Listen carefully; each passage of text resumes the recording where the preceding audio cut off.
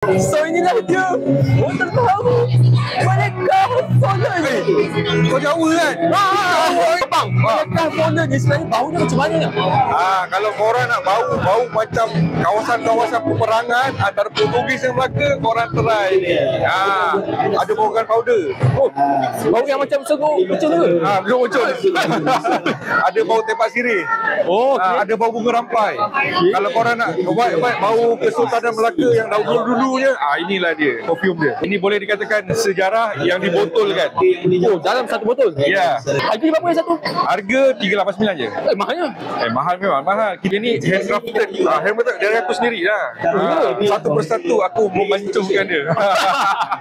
Lagi satu, kita pakai high natural, kita pakai wood Melaka, kita pakai Sabah Patchouli, kita pakai tobacco absolute. So harga dia sesuai lah dengan presentation dan juice yang kita bagilah. Cantik dia punya draping ni.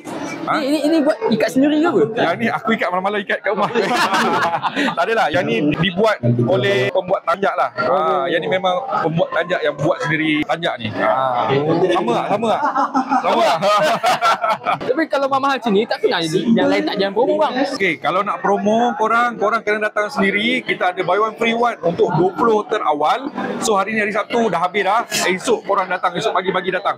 Okay, kalau korang beli 2 170, beli 4 free 1. Beli 4 free 1. Tapi yang ni tak dapat lah, free 1. Kalau yang normal lah. So kalau korang nak beli dan cuba handcraft terbaru daripada teknologi hamba yang mereka projek, korang akan datang booth. Kalau saya dapat beli dekat nampak muka abang Nabil ni, itulah dia owner dia.